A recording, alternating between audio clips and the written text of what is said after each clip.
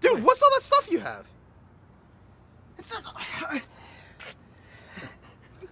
Welcome to Mojo Core, and today we're counting down our picks for the most hilarious blunders from beloved TV shows. The hell does that mean?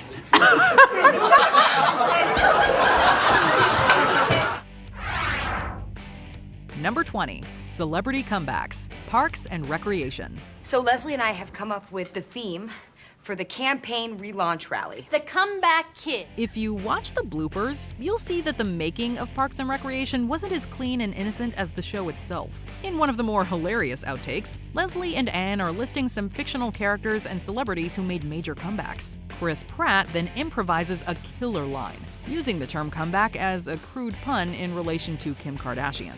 The joke itself is fantastic, as is Pratt's casual delivery of it, but what makes this blooper are the reactions. Aubrey Plaza smacks him on the shoulder, Nick Offerman doubles over in laughter, and Rashida Jones simply facepalms.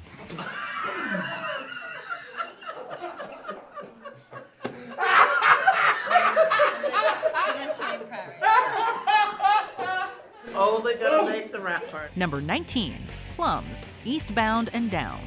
Get Will Ferrell on your set and it's bound to be an unproductive workday. Clad in sunglasses and a white wig, Ferrell goes on a wild tangent about his juicy plums. Funnily enough, he's the first to break, laughing at his own ridiculous lines. All the while, everyone said,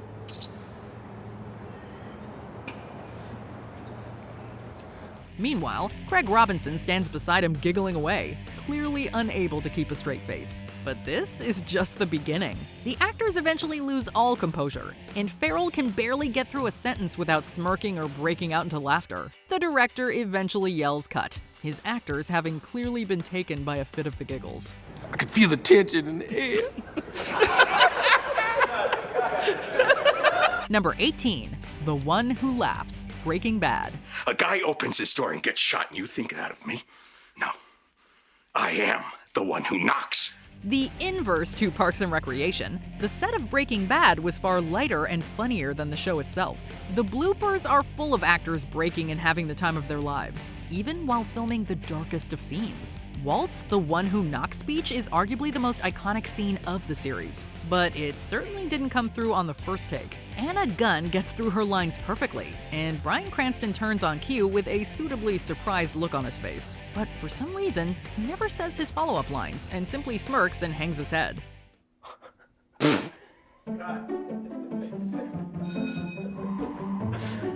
That scene is Emmy-worthy stuff, yet here's Cranston acting like he's on the set of a comedy.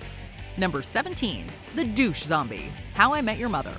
Acting like a zombie has to be pretty embarrassing, and Jason Segel finds that out firsthand. In this scene, the gang is ganging up on Ted because he got back in contact with a problematic ex. Lily mentions that she turned Ted into a douche zombie, prompting Marshall to do an impression of said douche zombie. Dad, she turned you into one of her douche zombies.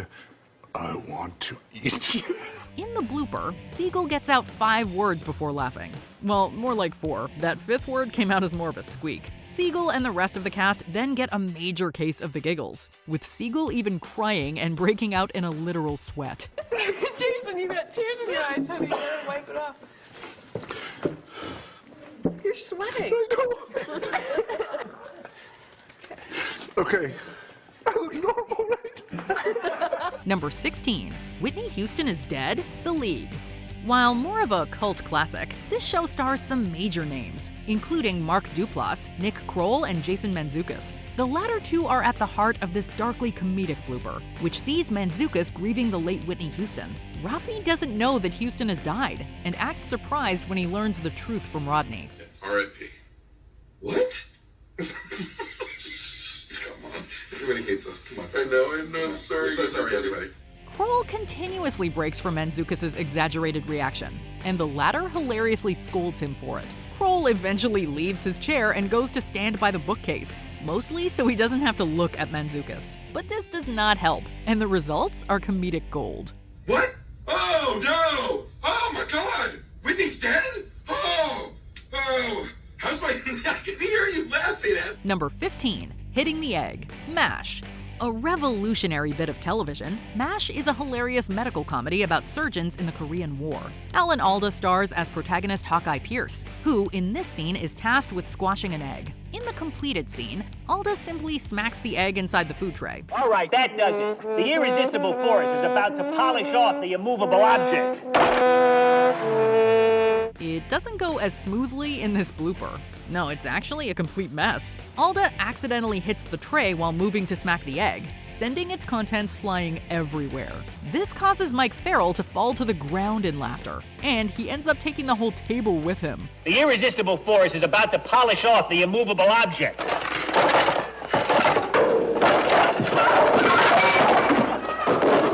The poor set decorator who had to clean that up. Number 14, riffing on Batman, Community. Since you're a big bat, can you turn into a tiny vampire? Anytime, anyplace. One of the sitcom's big draws is the friendship between Troy and Abed. And as this blooper proves, Danny Pudi and Donald Glover had just as much chemistry as their fictional counterparts. Pudi, dressed in a ridiculous Batman costume, is asked various personal questions by Glover. This entire bit was clearly improvised, as both the questions and answers are different every time. The two actors are having the time of their lives, and the camera just stands there and rolls as they riff on the bit. We're glad it did, because it resulted in blooper magic. Hey, can I ask you something I always wanted to ask the real Batman? Yeah. Why are your movies so good? It's not funny. Number 13, Caught in the Act, Extras. To be honest, we don't know how Ricky Gervais gets through a scene. As fans of his work will know, he's always laughing and acting the goof on set, especially with his creative partner Stephen Merchant. In this scene from Extras, Andy Millman catches his agent in the act, resulting in a terribly awkward silence and a rather uncomfortable conversation. Gervais and Merchant had a heck of a time getting through this one, resulting in a brilliant string of bloopers. Right. Hello. Gervais's sets always seem like a good time, and we would have given anything to be there on that day.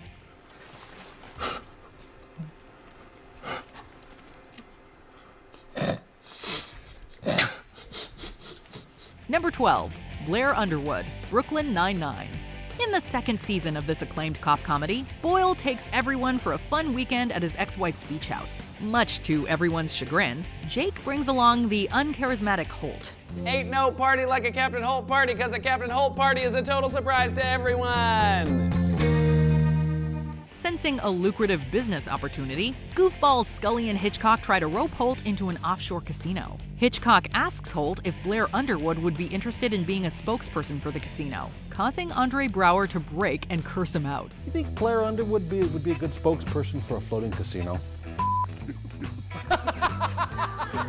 Braugher's reaction makes the blooper, and Dirk Blocker can't help but laugh at his own silly suggestion. Number 11, Loco Lines, Modern Family. While this long-running sitcom was full of great Emmy-winning actors, it was Sofia Vergara who stole the show as Gloria Delgado Pritchett. In this scene from Haley's 21st birthday, Vergara is tasked with saying the line, "Plus she was loco for Loco Puffs." Plus she was loco for Loco Puffs. What, you do not have that cereal? It's a tongue twister, and one made even more difficult for the bilingual Vergara. The Colombian actress attempts to say the line, but it comes out as a string of gibberish. The blunder is funny, but what makes this blooper are the hilarious reactions from everybody else. Plus she was loco like Polo Lopolo.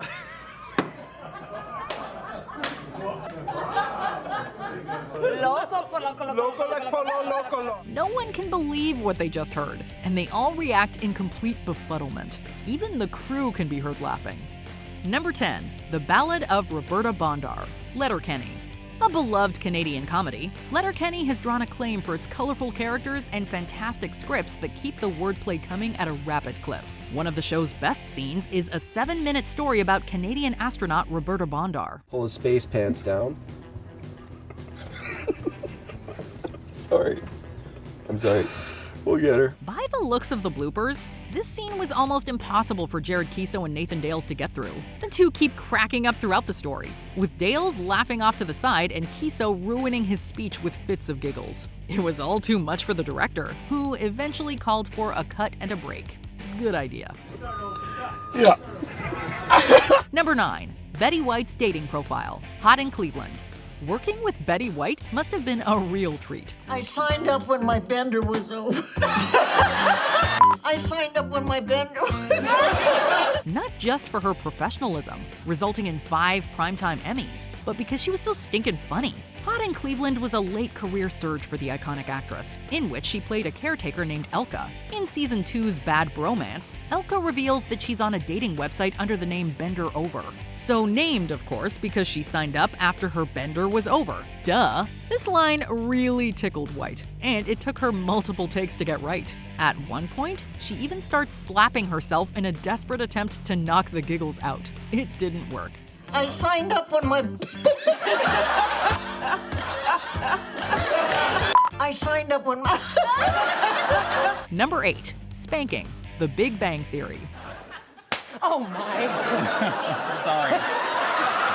In the fish guts displacement, Amy lies about being sick and earns the ire of her boyfriend Sheldon. To punish Amy, Sheldon decides to spank her. Amy loves the idea, and she even plays some music to help get her in the mood. Of course, Sheldon doesn't understand. By all accounts, this was a horribly awkward scene to film, and you can tell by the reactions of Jim Parsons and Mayim Bialik. It seems especially hard for Parsons, who appears rather uncomfortable having to actually spank Bialik, who is draped across his lap. The poor guy keeps awkwardly laughing, and the time between spank and laugh gets hilariously shorter as the takes pile up. Oh, I'm sorry. Number 7. Ashton Kutcher bangs his shins. That 70s Show. Ashton Kutcher got his big break playing Michael Kelso, a lovable stoner doofus who is more than a little clumsy. It didn't take Kutcher long to prove himself a master of physical comedy. You know what else we should do? Not get any presents.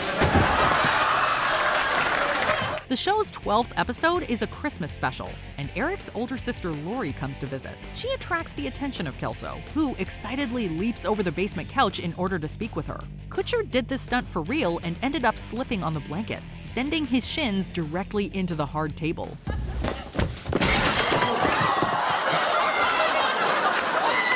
Lisa Robin Kelly clearly laughs at the real incident but remains in character, allowing the scene to continue as planned. Number 6. Danny Boy, Schitt's Creek. The little Canadian show that could, Schitt's Creek earned wide acclaim throughout its run, with Catherine O'Hara winning the Emmy for Outstanding Lead Actress in a Comedy Series. Johnny. Hello, Bob. Moira.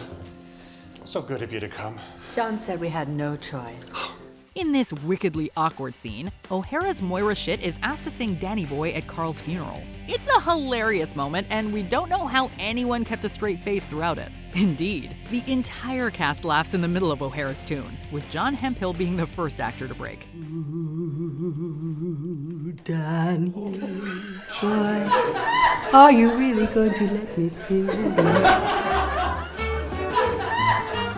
We suppose Moira's extended intro was just too much to bear. Number 5. The Elephant Story, The Carol Burnett Show. Her name may be on the marquee, but it's Tim Conway who steals the spotlight in this classic blooper. Elephant squash. A wonderful variety show, this comedy had a little bit of everything, including outlandish stories about Siamese elephants. While filming a sketch called Mama's Family, Conway regales his castmates with an absurd tale that gets more and more farcical as it continues. The story leaves everyone in complete hysterics, both cast and audience members alike. Burnett was a consummate pro, and was adamant that no one break during the tapings, but on this occasion, they just couldn't help themselves. We do not blame them one bit. They was joined at the end. Number 4. The Tools in Dennis's Trunk. It's Always Sunny in Philadelphia. Dennis Reynolds has become increasingly creepy throughout the years and is now in full-blown serial killer territory. She rejected me. Me, Frank, me, the coolest guy in the history of this goddamn school. Oh, they're all gonna pay. They're all gonna pay the ultimate price.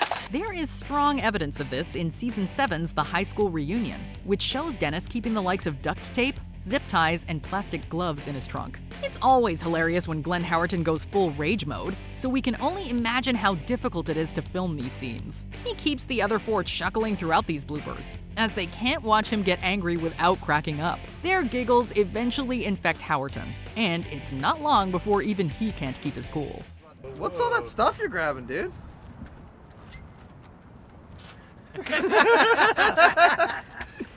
Number 3. David Schwimmer plays the bagpipes. Friends.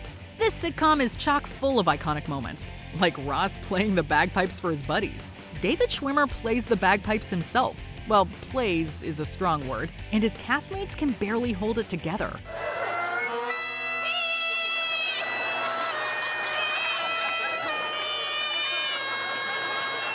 Everyone breaks once Lisa Kudrow starts screeching along, with Jennifer Aniston putting her head back and Schwimmer being unable to continue. In fact, this scene was so much fun to shoot that even the finished version is not without flaws. In the episode itself, Aniston can be seen covering her face and giggling once Kudrow joins in, and at one point, she even glances directly into the camera. It's probably a miracle they got the scene done at all, so we'll take it.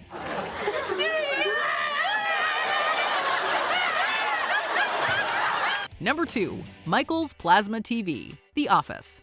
Dinner Party is often regarded as a classic Office episode, chock full of awkward humor and uncomfortable situations. In one scene, Michael proudly shows off his plasma TV and how it folds into the wall. A lot of people in the room, you need more space.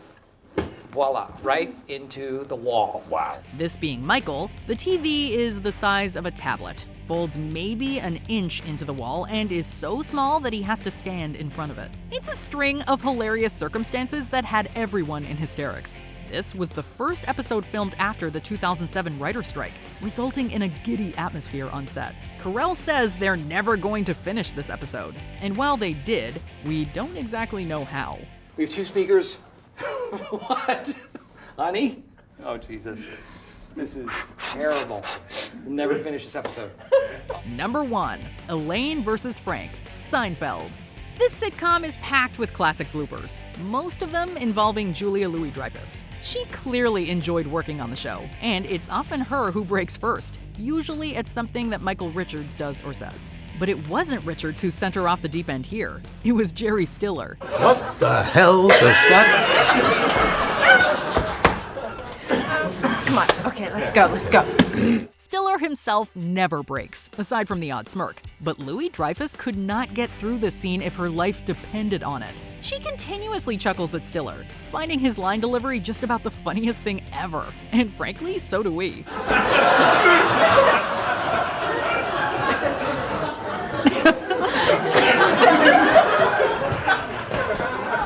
How Seinfeld managed to get made is just beyond us. Which of these did you find the funniest? Let us know in the comments below.